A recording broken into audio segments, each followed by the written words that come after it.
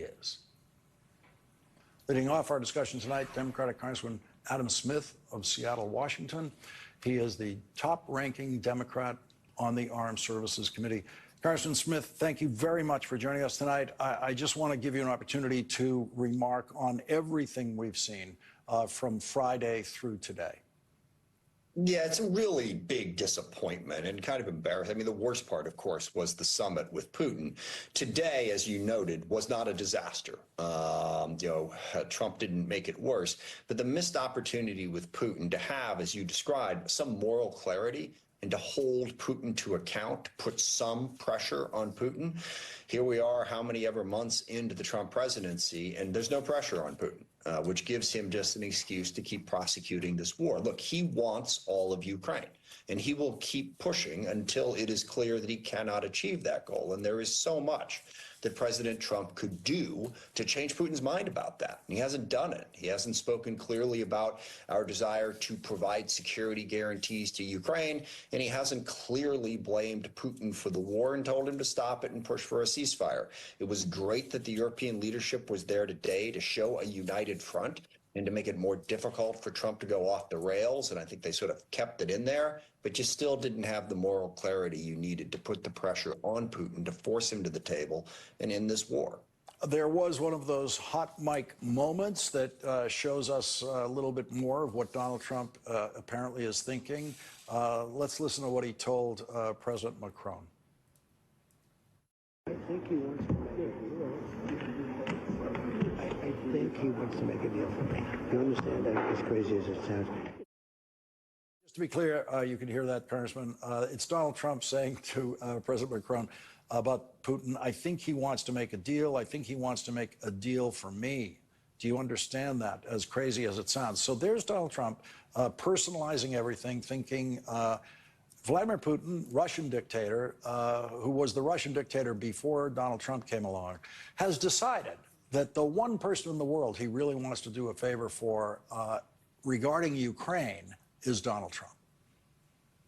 Yeah, the narcissism on display at a very, very troubling time. Look, Putin wants all of Ukraine, and what he wants is he wants to play Donald Trump long enough so that he has the opportunity to take it. And anybody with any common sense whatsoever knows that. I mean, Trump ought to know that, but he doesn't seem to.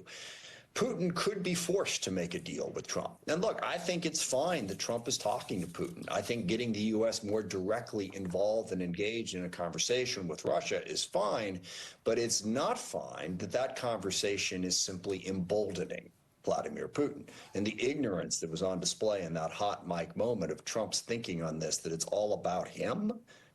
I mean, that is biblical level narcissism right there, that the conflict between Russia and Ukraine and everything that goes into it, everything goes into the last 3.5 years, the last 100 years for that matter, but it all comes down to Trump.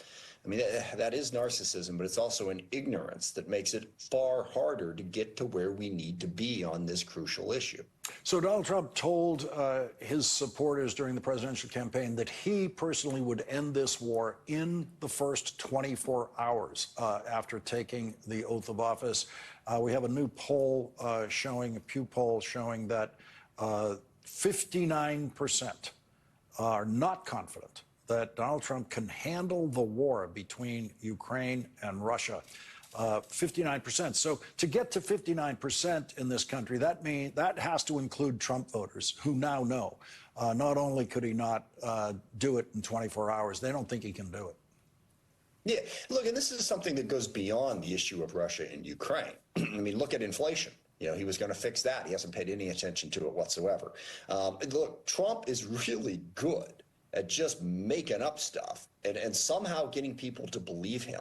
You know, I'm going to end the war on day one. And then, of course, afterwards, they come up with all kinds of excuses for why, oh, you have to take him seriously, but not literally. No, that's just stupid. And a lot of people, I mean, this is like Trump promising, you know, that he was going to be better on ending the war in Gaza.